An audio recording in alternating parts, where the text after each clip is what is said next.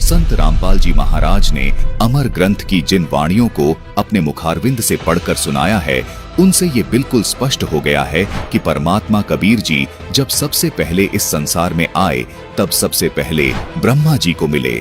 ब्रह्मा जी ने कबीर परमात्मा के ज्ञान को बड़ी रुचि से सुना और ओम नाम कबीर परमात्मा से प्राप्त किया। इसी प्रकार शंकर जी के पास आए, उनको ज्ञान सुनाया। शंकर जी ने कबीर परमात्मा से सोहम मंत्र प्राप्त किया। उसके बाद कबीर परमात्मा जी विष्णु जी के पास आए, उनको हरिम नाम दिया। इसी प्रकार दुर्गा जी और गणेश जी को भी कबीर परमात्मा मिले। गणेश जी को किलिम मंत्र दिया और दुर्गा जी को श्रीम मंत्र दिया। इन सभी को कबीर परमात्मा ने अपनी महिमा और ज्ञान बताया था और एक एक मंत्र इनको दिया था, क्योंकि ये देवतागण भी कबीर प्रभु के बच्चे हैं। क्योंकि पिता की दृष्टि में सर्व संतान एक समान होती है। पूर्ण ब्रह्म कबीर देव सभी को सुखी देखना चाहते हैं। इसलिए इन देवताओं को शरण में लेने के लिए प्रभु कबीर देव जी ने इन देवताओं को एक एक नाम प्रदान किया, ताकि ये देवतागण इन नामों का जाप करते रहें और सुखी रहें। ये देवतागण खुद भी कबीर प्रभु द्वारा दिए गए नाम का जाप करते हैं, इसलिए इन नामों का जाप करने वाले साधक को ये देवतागण तुरंत लाभ प्राप्त करवाते हैं। इस विषय पर संत रामपाल जी महाराज ने बड़े सरल और प्रमाणित तरीके से प्रकाश डाला है। सुनिए। अब जैसे परमात्मा कहते हैं, इन तीनों को हमने प्रथम बार एक एक मंत्र दिया ताकि इनकी दृढ़ता देखूं। ये कुछ विश्वास मेरे पर करेंगे तो कंप्लीट कोर्स दूंगा। तो कहते हैं, हम श्वेत भूमि का हम गए जहां विष्णु विशंबरनाथ और हरियम हीरा नाम दे और अष्ट कमल दल स्वात, जहां विष्णु जी रहते हैं नाभि कमल में, इसके अष्ट कमल हैं और इनको हरियम नाम दिया। अब ये भी हरियम नाम जाप करते हैं और हम इनको इसी नाम से पुकारते हैं, हम भी वही जाप करते हैं। तो इनको कसक होती है कि ये उसी परम संत से ही संबंधित है और उससे आकर्षित होकर के, विवश होकर के। अब देखो पुण्यात्मा, परमात्मा कितने दयालु हैं। अब जैसे आप ब्लूटूथ से एक मोबाइल में दूसरे मोबाइल में कोई चीज डालते हो तो दोनों ओपन करने पड़ते हैं। इसी प्रकार परमात्मा ने वो पहले ओपन कर रखे हैं। अरीब तुम अपना ओपन कर लो, अपने आप को शक्ति आप में आनी शुरू हो जाएगी। उनके तो पहले ओपन कराई। तो कहने का बात यह है कि जो जो नाम इन सभी देवों को मालिक ने दे रखे हैं, ये उन्हीं का जाप करते हैं। ये इनकी पूजा नहीं समझना, मंत्र इनसे लाभ लेने के हैं। और वही मंत्र आज आप जाप कर रहे हो तो ये विवश है, इनके बस की बात नहीं, क्योंकि वो पहले ब्लूटूथ ओपन कर दिए भगवान ने, उनके पहला करे, अब आपके कर दिए। लूट लो लूट इस राम नाम की। दर्शकों, जिस प्रकार रामचरित मानस को तुलसीदास जी ने रामचंद्र जी के जीवन काल के लाखों वर्ष बाद अपनी दिव्य दृष्टि से विक्रमी संवत 1631 अर्थात सन 1574 में लिखा, जो संपूर्ण हिंदू समाज को आज मान्य है, इसी प्रकार संत गरीबदास जी महाराज को कबीर परमात्मा ने दिव्य दृष्टि देकर सूक्ष्म वेद यानी अमर ग्रंथ विक्रमी संवत 1787 सन 1730 में लिखवाया था। कबीर परमात्मा ने स्वयं इस दिव्य ज्ञान को कबीर सागर में लिपिबद्ध करवाया, क्योंकि सूक्ष्म वेद में लिखी सब बातें इसलिए भी प्रमाणित हैं क्योंकि यह सब प्रमाणित ग्रंथों से मेल खाती है। गरीबदास जी ने सूक्ष्म वेद में कहा है कि रजगुण ब्रह्मा, तमगुण शंकर, सतगुण विष्णु कहावे रे, चौथे पद का भेद न्यारा, कोई बिरला साधु पावे रे। भावार्थ है कि तीनों देवता अर्थात श्री ब्रह्मा जी रजगुण हैं, श्री विष्णु जी सतगुण हैं तथा श्री शंकर जी तमगुण हैं। इनका पिता चौथा है, जो इन तीनों का रूप धारण करके एक ब्रह्मांड में बने 14 लोकों का संचालन करता है। उस चौथे का भेद भी कोई तत्वदर्शी संत ही जानता है। कबीर साहिब जी ने कहा है कि चारों छोड़ जो पंचम को ध्यावे, कह कबीर वह हम तक आवे, अर्थात जो इन चारों से ऊपर पांचवें परम अक्षर ब्रह्म की पूजा करता है वह पूर्ण मोक्ष प्राप्त करता है। जो प्रमाण आपको रामचरित मानस में मिले वो सूक्ष्म वेद में विस्तार से मिलते हैं। दर्शकों, जिस प्रकार कबीर परमेश्वर जी ने ब्रह्मा, विष्णु, शिव, गणेश तथा दुर्गा जी को जो आदि सनातनी भक्ति दी थी, वही आदि सनातनी भक्ति सतयुग में मनु और सतरूपा को भी दी थी। मनु और सतरूपा दोनों सत सुकृत रूप में सतयुग में प्रकट कबीर परमात्मा से दीक्षा लेकर आदि सनातनी पूजा करते थे। गीता जी में भी यही प्रमाण है, जिसमें लिखा है कि ओम तत् सत इति निर्देशः ब्राह्मण त्रिविधः स्मृतः ब्रह्मणा तेन वेदा च यज्ञा च विहिता पुरा।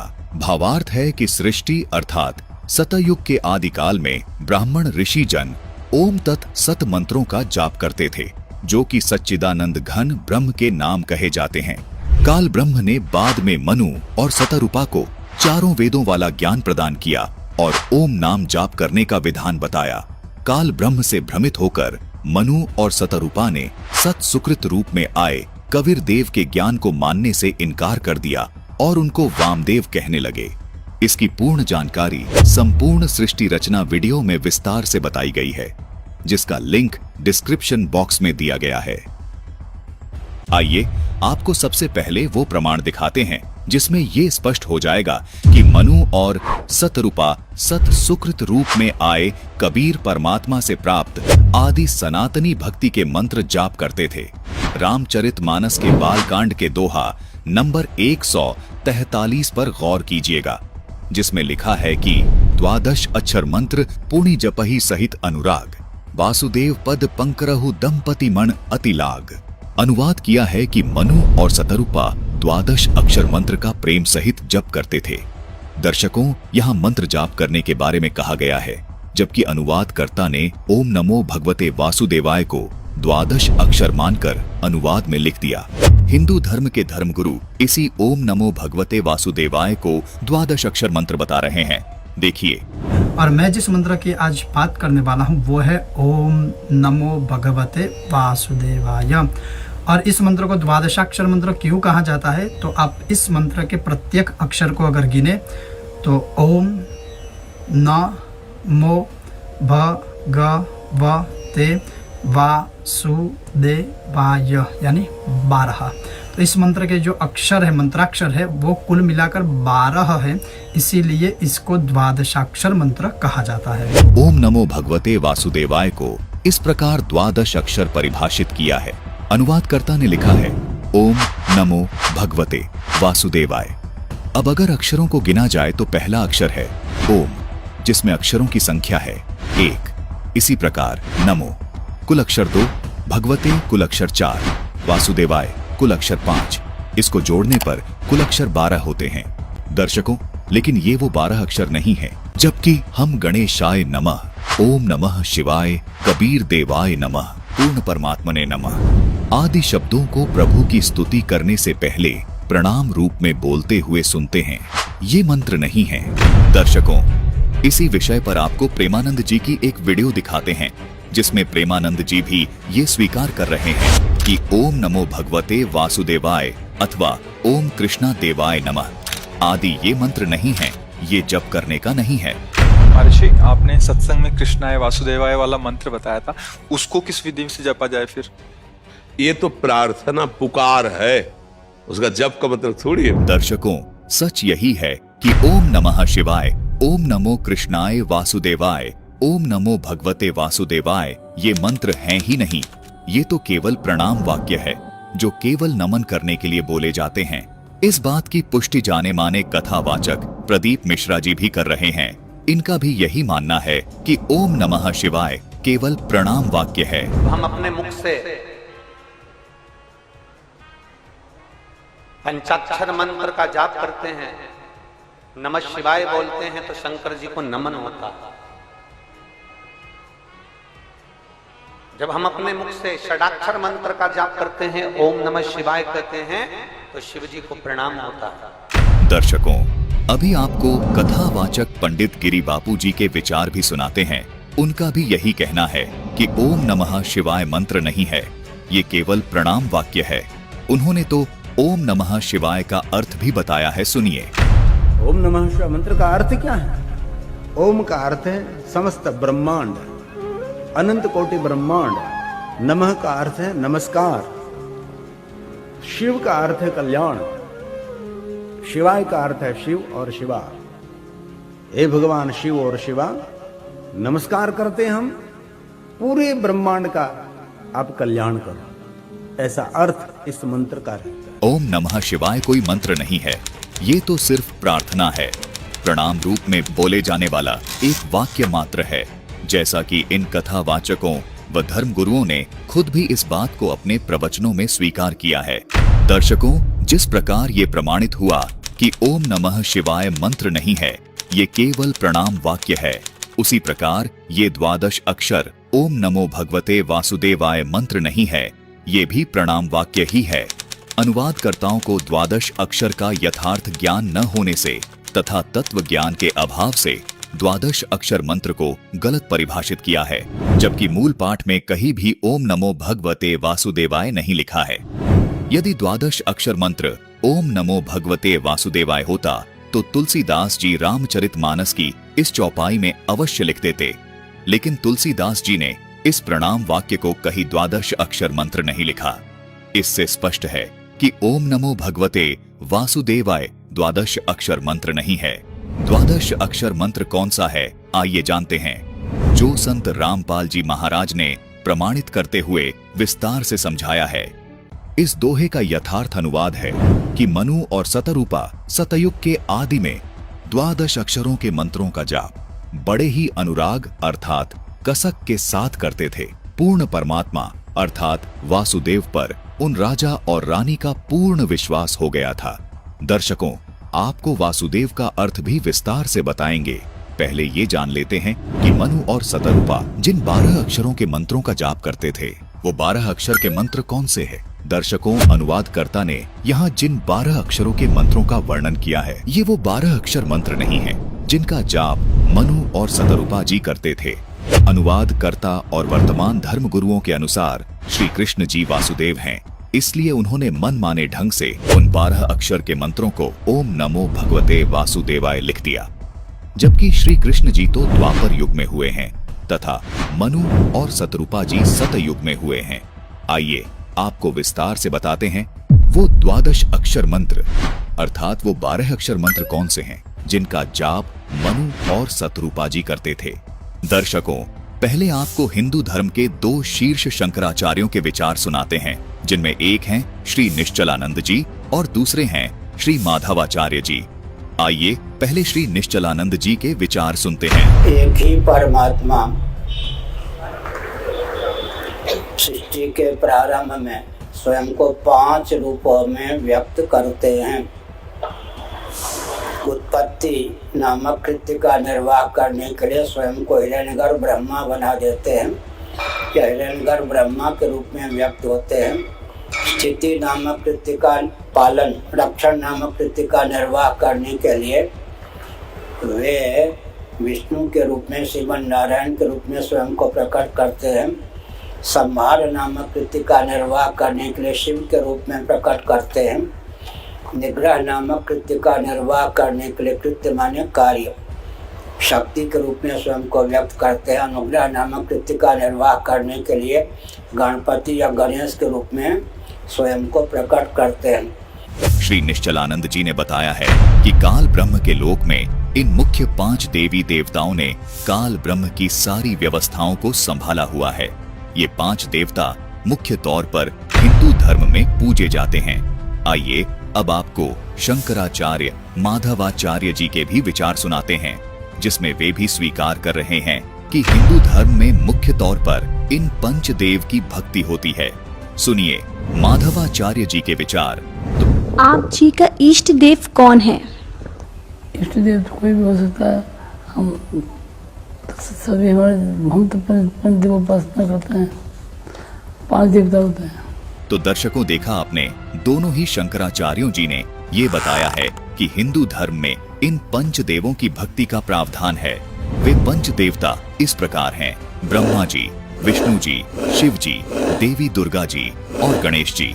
दर्शकों, शंकराचार्य जी बिल्कुल सही बता रहे हैं कि ये पंचदेव काल ब्रह्म के लोक की व्यवस्था को संभालते हैं। ये देवता प्रत्येक मनुष्य के शरीर में बने कमलों में विराजमान रहते हैं।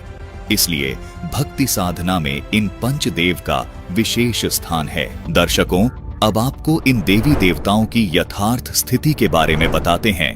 विडंबना है कि कुछ धर्म गुरु तो इन देवी देवताओं के अस्तित्व को ही नहीं मानते और कुछ धर्म गुरु इन देवी देवताओं को ही फाइनल गॉड अर्थात पूर्ण परमात्मा माने बैठे हैं। संत रामपाल जी महाराज ने इन देवी देवताओं की स्थिति को बिल्कुल प्रमाणित और सही बताया है। दर्शकों, आज तक हमारे धर्म गुरुओं ने हमें यही बताया था कि भगवान श्री कृष्ण उर्फ विष्णु जी, ब्रह्मा जी, शिव जी से ऊपर कोई भगवान नहीं है। वो अखिल ब्रह्मांड के स्वामी है।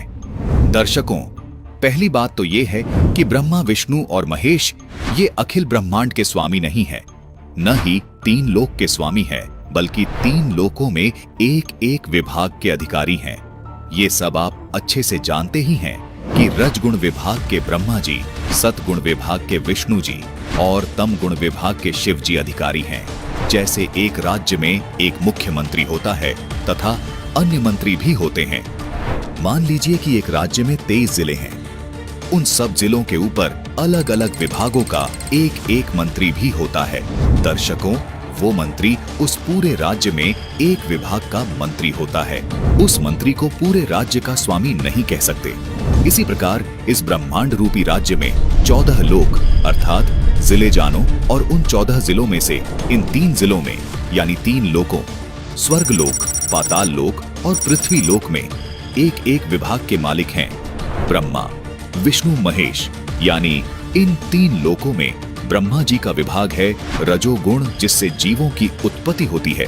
विष्णु जी का विभाग है सतोगुण, जिससे जीवों का पालन पोषण होता है। और शिव का विभाग है तमोगुण, जिससे जीवों का संहार होता है।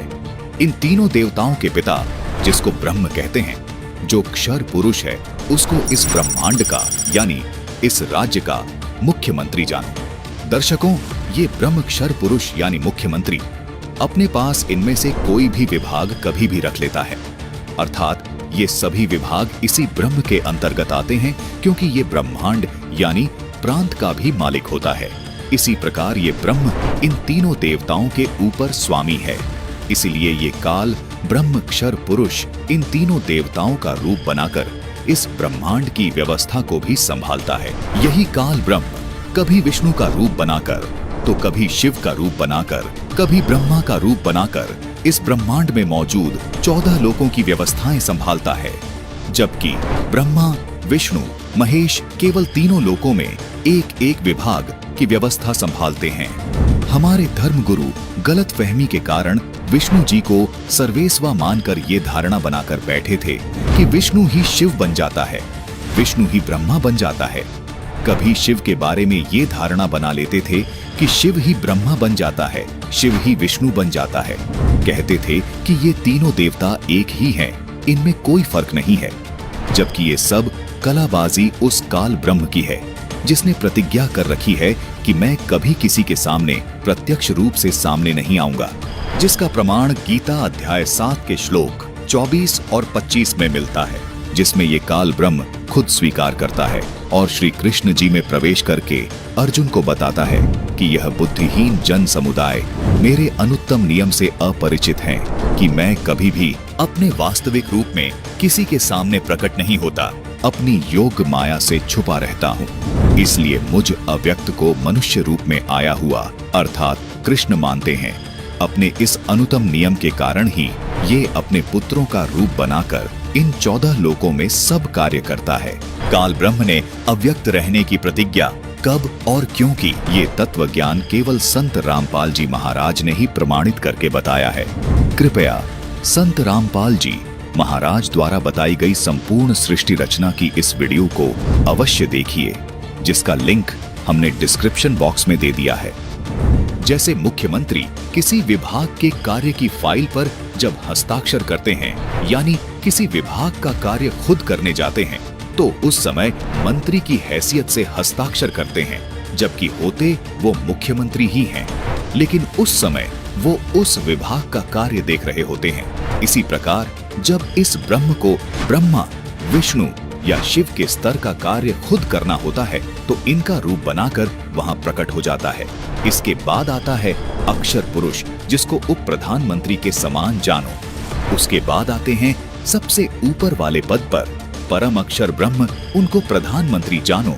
वो सब प्रांतों का स्वामी है और किसी भी राज्य के किसी भी जिले में हस्तक्षेप कर सकता है, अर्थात सब राज्यों का यानी सब लोगों पर ऑल ओवर कंट्रोलर होता है। अगर कोई एक विभाग के मंत्री को प्रधानमंत्री बताए तो ये उसकी नासमझी है। यदि कोई ये कहे कि प्रांत का मंत्री कोई मायने नहीं रखता तो वो भी महामूर्ख है। इसलिए संत रामपाल जी महाराज इन सभी देवी देवताओं से लेकर परम अक्षर ब्रह्म तक की स्थिति को अच्छे से जानते हुए कभी किसी देवता का अर्थात किसी मंत्री का अनादर नहीं करते और न ही किसी मंत्री को प्रधानमंत्री बताकर अर्थात ब्रह्मा विष्णु महेश को पूर्ण परमात्मा बताकर उस प्रधानमंत्री यानी पूर्ण परमात्मा का अनादर करते हैं। ऐसी गलती सिर्फ वो लोग कर सकते हैं जिनको ये तत्व ज्ञान नहीं है। दर्शकों, आपसे पुनः निवेदन है कि इन सभी देवी देवताओं की और पूर्ण परमात्मा की संपूर्ण जानकारी प्राप्त करने के लिए डिस्क्रिप्शन बॉक्स में दिए गए लिंक पर क्लिक करके संपूर्ण सृष्टि रचना वीडियो को अवश्य देखिए। दर्शकों, आप संत रामपाल जी महाराज के प्रवचनों पर न सही लेकिन अपने पवित्र शास्त्रों को कदापि अनदेखा नहीं कर सकते। ये सभी गूढ़ रहस्य संत रामपाल जी महाराज ने हमारे पवित्र शास्त्रों से ही बताए हैं। दर्शकों, काल ब्रह्म के लोक से निकलने के लिए तथा हर प्रकार की सुविधा प्राप्त करने के लिए इन्हीं पंच देवी देवताओं की साधना करनी होती है। दर्शकों, इनसे ये सब सुविधाएं प्राप्त करने के लिए इनकी साधना का 12 अक्षर मंत्र का जाप करना पड़ेगा।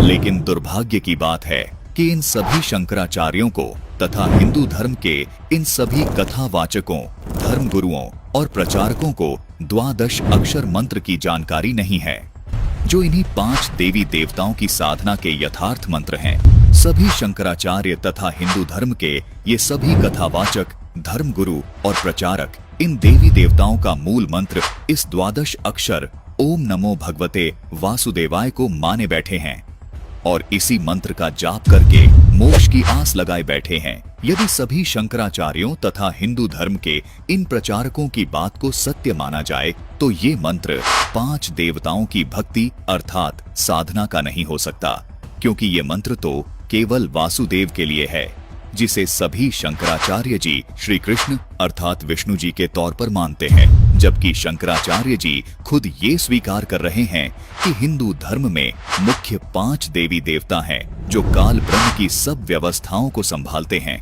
और यही पंच देवता इस लोक में सर्व सुविधाएं प्राप्त करवाते हैं। दर्शकों, इन पंचदेव साधना के यथार्थ 12 अक्षर मंत्र आपके सामने उजागर करने जा रहे हैं, जिनको वर्तमान में केवल और केवल तत्वदर्शी संत रामपाल जी महाराज ने ही दुनिया के सामने उजागर किया है। तो आइए देखते हैं मनु और शतरूपा जी इन 5 देवी देवताओं के कौन से 12 अक्षर मंत्रों का जाप करते थे।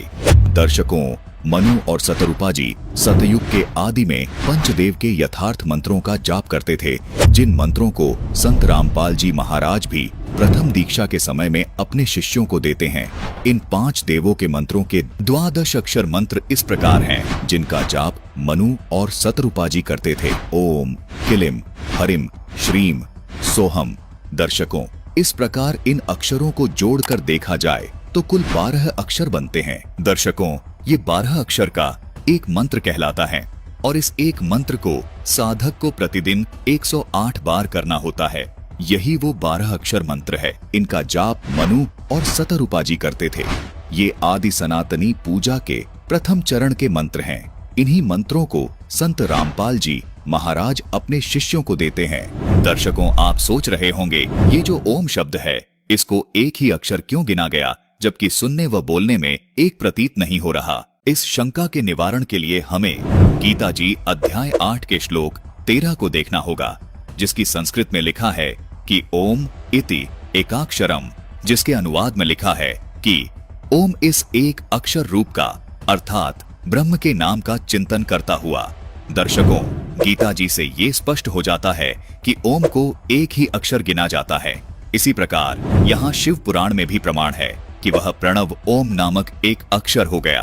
इसी प्रकार रामचरितमानस की इस चौपाई में भी अनुवादकर्ता ने ओम को एक अक्षर गिना है, तभी ये 12 अक्षर होते हैं। दर्शकों, इससे स्पष्ट है कि शास्त्रों के आधार पर ओम शब्द को एक अक्षर ही गिना जाता है। दर्शकों, किसी भी श्रद्धालु को ये शंका नहीं रहनी चाहिए कि ये अक्षर सही हैं या ये वाले अक्षर सही हैं। जैसा कि आप इसी रामचरितमानस की इस चौपाई में देख रहे हैं कि यहाँ अक्षर शब्द लिखा है, यहाँ ये अक्षर शब्द संत भाषा में लिखा गया है, जबकि इस अक्षर शब्द को अगर हम शुद्ध करके लिखेंगे तो ऐसे लिखेंगे। इसमें ना तो च शब्द है और न ही छ शब्द है, लेकिन ये दोनों ही शब्द अक्षर का बोध करवाते हैं। अनुवादकर्ता ने द्वादश अक्षर शब्द का अर्थ द्वादशाक्षर किया है, यानी अक्षर शब्द को अक्षर लिखा है, जो बिल्कुल ठीक है। इसी प्रकार इन मंत्रों को व्याकरण की दृष्टि से देखने में भिन्नता नजर आ रही है, लेकिन ये इन देवी देवताओं के मूल मंत्र होने का ही बोध करवाते हैं। इसी प्रकार एक और शब्द है, ये देखिए, रामचरितमानस की इस चौपाई में लच्छी शब्द है, जो कि संत भाषा में इस प्रकार लिखा गया है, लेकिन यदि इस शब्द को शुद्ध करके लिखेंगे तो लक्ष्मी शब्द बन जाएगा। इसी प्रकार रामचरितमानस के इस दोहे में ओरु शब्द लिपिबद्ध है, जो कि संत भाषा के दृष्टिकोण से लिखा गया है, लेकिन अनुवादक ने इस शब्द का अनुवाद करते समय ओरु को और लिखा है। दर्शकों, दोनों शब्द समान अर्थ का बोध करवा रहे हैं। इसी प्रकार लच्छी को अनुवादक ने लक्ष्मी लिखा है, अर्थात लच्छी संत भाषा के दृष्टिकोण से लिखा गया है और लक्ष्मी व्याकरण की दृष्टिकोण से लिखा गया है, लेकिन दोनों शब्द श्री लक्ष्मी का बोध करवाते हैं। ठीक इसी तरह जैसे यहाँ ये किलियम शब्द और ये किलिम शब्द दोनों ही श्री गणेश जी के मूल मंत्र का बोध करवा रहे हैं। इसलिए सभी श्रद्धालुओं से निवेदन है कि आप ये देखकर भ्रमित न हो कि एक ही मंत्र अलग अलग तरह से क्यों लिखा अथवा बोला गया है। दर्शकों, ये आदि सनातनी पूजा के प्रथम चरण के 12 अक्षर मंत्र हैं। इन मंत्रों को केवल पूर्ण संत से लेकर ही जाप किया जाता है। तत्वदर्शी संत ही इन मंत्रों को जाप करने की विधि बताता है। आपको शंका हो सकती है कि इन मंत्रों का प्रमाण और किस ग्रंथ में है। दर्शकों, ये तो प्रमाणित हो ही चुका है कि आदि सनातनी पूजा के अंतर्गत आने वाले इन 12 अक्षर मंत्रों को सतयुग के आदि में सत सुकृत रूप में आए कबीर परमात्मा ने मनु और सतरूपा को दिया था, जिसके कुछ वर्ष बाद ये भक्ति लुप्त हो गई। दर्शकों, यही 12 अक्षर मंत्र कलयुग में आज से लगभग 600 वर्ष पहले कबीर परमात्मा ने इन 12 अक्षर मंत्रों का जाप अपने शिष्यों को दिया था, जिसका प्रमाण आपको कबीर शब्दावली के पेज 77 पर देखने को मिलेगा, जिसमें कबीर साहिब जी का एक शब्द है, कर नैनो दीदार महल में प्यारा है। कबीर साहिब जी ने अपने इस शब्द में इन 12 अक्षर मंत्रों को स्पष्ट लिखा है। वाणी है कि कर नैनो दीदार महल में प्यारा है। फिर आगे लिखा है, मूल कमल दल चतुर बखानो, किलिम जाप लाल रंग मानो, देव गणेश तहां रोपा थानो, रिद्धि सिद्धि चवर ढुलारा है, स्वाद चक्र शट दल विस्तारो, ब्रह्मा सावित्री रूप निहारो, उलट नागिनी का सिर मारो, तहां शब्द ओंकारा है, नाभि अष्ट कमल दल साझा, सेत सिंहासन विष्णु विराजा, हरिम जाप तासु मुख गाजा, लक्ष्मी शिव आधारा है, 12 कमल हृदय के माही, जग गौरी शिव ध्यान लगाई, सोहम शब्द तहां धुन छाई, गण करे जय जयकारा है, षोडश दल कमल कंठ के माही, ते ही मध्य बसे अविद्या बाई, हरिहर ब्रह्मा चवर ढुराई, जहां श्रीम नाम उच्चारा है। दर्शकों, कबीर साहिब जी के इस शब्द में वो 12 अक्षर मंत्र स्पष्ट लिखे हैं जो सृष्टि के आदि में मनु और सतरूपा जी करते थे। यहाँ संत भाषा में शब्दों को अलग तरह से लिखा गया है। दर्शकों, संतों ने अपनी स्थानीय भाषा को मध्य नजर रखते हुए संत भाषा में इन 12 अक्षर मंत्रों को इस तरह लिखा है। व्याकरण की दृष्टि से इन 12 अक्षर मंत्रों को इस तरह लिखा जाता है, लेकिन ये सभी शब्द इन्हीं 12 अक्षरों का बोध करवा रहे हैं। आपको एक प्रमाण और दिखाते हैं। 600 वर्ष पहले कबीर परमात्मा ने इन 12 अक्षर मंत्रों को लिपिबद्ध करवाया, जिसके बाद फिर से इन 12 अक्षर मंत्रों का लोप हो गया था। कबीर परमात्मा ने आज से लगभग 300 साल पहले फिर प्रकट होकर गरीब दास जी महाराज को छुड़ानी में आकर इन 12 अक्षर मंत्रों को प्रदान किया। प्रमाण के लिए देखिए, गरीबदास जी महाराज द्वारा रचित अमर ग्रंथ, जिसके ब्रह्म कला अंग में और मुक्ति मुद्रा अंग में ये 12 अक्षर मंत्र स्पष्ट लिखे हैं। देखिए, ये है ब्रह्म कला अंग जिसमें ये 12 अक्षर मंत्र स्पष्ट लिखे हैं, और ये देखिए, ये है मुक्ति मुद्रा अंग जिसमें ये 12 अक्षर मंत्र स्पष्ट लिखे हैं। इन्हीं 12 अक्षर मंत्रों का जाप परमात्मा कबीर जी ने नानक जी को दिया था, जिसको नानक जी स्वयं जाप करते थे। कबीर परमात्मा ने बाबा नानक जी को दूसरे चरण की साधना का यथार्थ मंत्र सतनाम भी प्रदान किया था, जिसको बाबा नानक जी ने कभी किसी को आगे जपने के लिए नहीं दिया। प्रथम चरण में मिलने वाले इन 12 अक्षरों वाले मंत्रों को बाबा नानक जी ने आगे गुरु परंपरा में केवल गद्दी पर बैठने वाले उत्तराधिकारी को इन 12 अक्षरों वाले मंत्रों का भेद बताया, जिसका प्रमाण हमें सिख धर्म की प्रमाणित पुस्तक 35 अखरी में देखने को मिलता है, जिसमें यही 12 अक्षर मंत्र शुद्धता के साथ लिखे हैं। देखिए यहाँ पर ओम, हरिम, श्रीम, किलिम और सोहम स्पष्ट लिखे हैं। वर्तमान में इन 12 अक्षरों वाले मंत्रों का जाप और इनके करने की सही विधि केवल संत रामपाल जी महाराज के पास है। संत रामपाल जी महाराज ही इन मंत्रों को प्रदान करने के एकमात्र अधिकारी संत हैं। यदि कोई श्रद्धालु इन मंत्रों का जाप स्वतः ही करने लग जाए तो उससे कोई लाभ नहीं मिल सकता। दर्शकों, जिस प्रकार कोई व्यक्ति यदि किसी असली पासपोर्ट की फोटो देखकर खुद से पासपोर्ट बनाने लग जाए या किसी अनधिकारी से हस्ताक्षर करवा के पासपोर्ट प्राप्त करने की कोशिश करे, तो ये उसका व्यर्थ प्रयत्न होगा, जो कि उसके लिए बहुत हानिकारक होगा। इसी प्रकार परमात्मा प्राप्ति के इन मंत्रों का जाप केवल अधिकारी संत से ही प्राप्त कर सकते हैं, जो कि वर्तमान समय में इन मंत्रों को देने के अधिकारी केवल संत रामपाल जी महाराज ही हैं। इन्हीं 12 अक्षर वाले मंत्रों का जाप संत रामपाल जी महाराज प्रथम चरण की दीक्षा में अपने शिष्यों को सन 1994 से दे रहे हैं। दर्शकों, ये 12 अक्षर मंत्र पंचदेव साधना के यथार्थ मंत्र हैं, जबकि ये तमाम धर्म गुरु ओम नमो भगवते वासुदेवाय को 12 अक्षर मंत्र बताकर आपको भ्रमित कर रहे हैं और खुद भी भ्रमित हैं। ओम नमो भगवते वासुदेवाय मंत्र श्री कृष्ण जी का यथार्थ मंत्र मानकर जप रहे हैं, जबकि खुद शंकराचार्य जी भी मानते हैं कि हिंदू धर्म में पंचदेव साधना बताई गई है। कोई धर्मगुरु केवल श्री कृष्ण जी का प्रणाम वाक्य ही बोल रहा है, कोई शिव जी का प्रणाम वाक्य ही बोल रहा है, जबकि दूसरी ओर संत रामपाल जी महाराज श्री कृष्ण जी उर्फ श्री विष्णु जी के सहित ये पंचदेव साधना की यथार्थ भक्ति बता रहे हैं।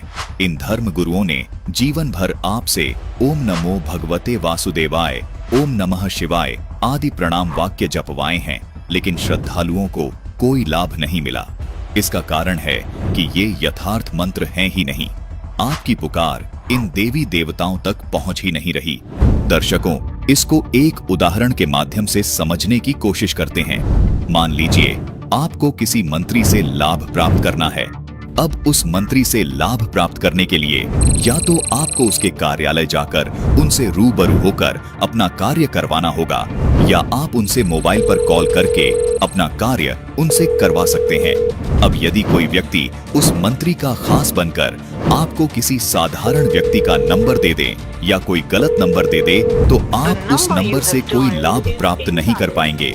आज इसी प्रकार इन धर्म गुरुओं ने इन देवताओं रूपी मंत्रियों के आपको गलत नंबर दे दिए हैं, जिसको आप जिंदगी भर डायल करते रहें, लेकिन कोई लाभ नहीं मिल पाएगा।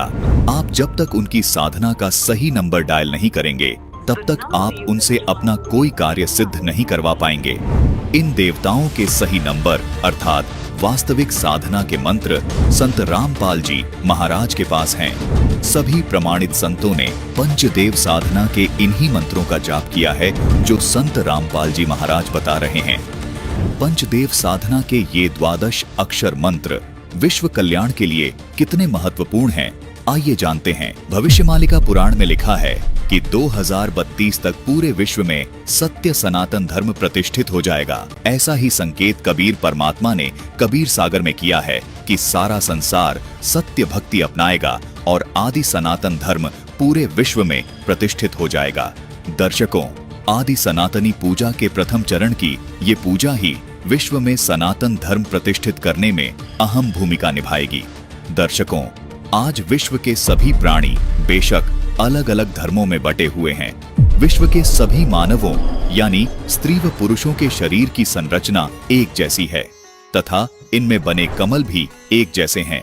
प्रत्येक साधक को परमात्मा प्राप्ति के लिए और मोक्ष प्राप्त करने के लिए इन्हीं कमलों से होकर गुजरना होता है। इन 12 अक्षर वाले मंत्र का जाप करने से ये कमल अपने आप खुल जाते हैं। हठ योग करने की कोई आवश्यकता नहीं है। जिस प्रकार ऋषिजन पहले हठ योग करके इन कमलों को खोलने का प्रयत्न करते रहे, जबकि कमलों को खोलने की आसान अवश्रेष्ठ विधि ये है जो संत रामपाल जी महाराज ने बताई है। यही विधि कबीर परमात्मा जी ने अपने शिष्य धर्मदास जी को बताई, अपने शिष्य गरीबदास जी को बताई। यही विधि बाबा नानक जी को तथा उन तमाम महापुरुषों को बताई जिनको कबीर परमात्मा स्वयं आकर मिले। इसी विधि से इन महापुरुषों का मोक्ष हुआ। इन सभी महापुरुषों ने अपने ग्रंथों में इस 12 अक्षर मंत्र को लिपिबद्ध कर दिया था, जिसका प्रमाण आपको संत रामपाल जी महाराज ने प्रमाणित करके दिखा दिया है। दर्शकों, विचारणीय विषय ये भी है कि यदि आज के वर्तमान धर्म गुरुओं के अनुसार यदि भक्ति साधना की जाए तो विश्व कल्याण नामुमकिन है, क्योंकि जो साधना मुस्लिम धर्म में बताई जा रही है वो हिंदू धर्म में तथा अन्य धर्मों में नहीं बताई जा रही। इसका मतलब हिंदू समाज का तथा अन्य धर्मों के लोगों का मोक्ष होना असंभव है। इसी प्रकार जो साधना हिंदू धर्म के धर्मगुरु बता रहे हैं वो साधना मुस्लिम धर्म व अन्य धर्मों में नहीं बताई जा रही। इसका मतलब मुस्लिम समाज के लोगों का तथा अन्य धर्मों के लोगों का मोक्ष होना असंभव है। वास्तव में सच तो ये है दर्शकों कि किसी भी धर्म के धर्मगुरुओं के पास विश्व कल्याण का तथा पूर्ण मोक्ष मार्ग का यथार्थ भक्ति का 12 अक्षर मंत्र नहीं है। केवल संत रामपाल जी महाराज ही विश्व में एकमात्र ऐसे संत हैं जो विश्व के संपूर्ण मानव समाज के लिए सभी धर्म ग्रंथों में प्रमाणित भक्ति को पूरे मानव समाज के लिए दे रहे हैं। इसी भक्ति से संपूर्ण मानव समाज का कल्याण हो सकता है। जैसे कबीर जी ने सभी धर्मों की पुण्य आत्माओं को ये सत भक्ति देकर मोक्ष प्रदान किया था, ठीक वैसे ही आज संत रामपाल जी महाराज हर धर्म के धार्मिक लोगों को ये यथार्थ भक्ति प्रदान करके मोक्ष का अधिकारी बना रहे हैं।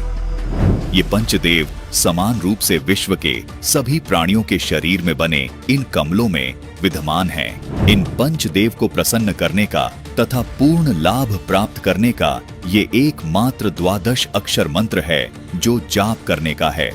संत रामपाल जी महाराज इस 12 अक्षर मंत्र का जाप दिन में कम से कम 108 बार अपने शिष्यों को जपने का निर्देश देते हैं, जो विश्व में केवल एकमात्र संत रामपाल जी महाराज ही दे रहे हैं। संपूर्ण विश्व के प्राणी इस 12 अक्षर मंत्र की जब साधना करेंगे तो चारों ओर खुशहाली और भाईचारा कायम होगा। पूरा विश्व एक हो जाएगा और आदि सनातन धर्म पूरे विश्व में प्रतिष्ठित हो जाएगा। सभी मानवों के जीवन से दुख हमेशा हमेशा के लिए खत्म हो जाएगा, क्योंकि इस 12 अक्षर मंत्र में इन पंचदेवों की शक्ति सामूहिक रूप से कार्य करती है। संत रामपाल जी महाराज के अथक प्रयासों से ये शास्त्र प्रमाणित ज्ञान तेजी से विश्व में फैल रहा है। आदि सनातनी पूजा के प्रथम चरण की ये भक्ति पंचदेव से मिलने वाले लाभों को प्रदान करने वाली है तथा संपूर्ण भक्त समाज के लिए संजीवनी है। आदि सनातनी पूजा के 3 चरण होते हैं। प्रथम चरण की साधना में इन पंचदेव की साधना के मंत्र होते हैं। उसके बाद दूसरे चरण की साधना जो कि सनातनी पूजा भी कहलाती है, इसके मंत्र होते हैं ओम तत्, यहाँ तत् सांकेतिक मंत्र है।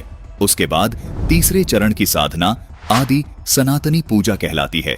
इसके मंत्र होते हैं ओम तत्सत, यहाँ तत् और सत सांकेतिक हैं। भक्ति साधना के इन 3 चरणों को आप इस प्रकार समझें, जैसे प्रथम चरण की साधना जो कि पंचदेव पूजा है, उसको आप प्राथमिक शिक्षा जाने अर्थात 5वीं कक्षा तक की पढ़ाई जाने, जिसके पढ़ने से आपको आपके जीवन में केवल आंशिक लाभ प्राप्त होते हैं। लेकिन प्रथम चरण की ये साधना भक्ति मार्ग में बेहद महत्वपूर्ण है। जिस प्रकार 5वीं कक्षा तक की पढ़ाई पूरी किए बिना 10वीं 12वीं तक की पढ़ाई नहीं की जा सकती, इसी प्रकार प्रथम चरण की ये पंचदेव साधना किए बिना दूसरे व तीसरे चरण की साधना नहीं की जा सकती। दूसरे चरण की साधना जो कि सनातनी पूजा है, ये गीता अध्याय 15 के श्लोक 16 में बताए क्षर और अक्षर पुरुष की पूजा है। इसको आप उच्च शिक्षा अर्थात इसको आप 10वीं तक की कक्षा की पढ़ाई जाने, जो आपको प्राथमिक शिक्षा से कुछ ज्यादा लाभ देती है। तीसरे चरण की साधना जो कि आदि सनातनी पूजा है, गीता जी अध्याय 17 के श्लोक 23 में भी इसका वर्णन है। ये गीता अध्याय 8 के श्लोक 3 में बताए परम अक्षर ब्रह्म की पूजा है। इसको आप सर्वोच्च शिक्षा जाने, जो कि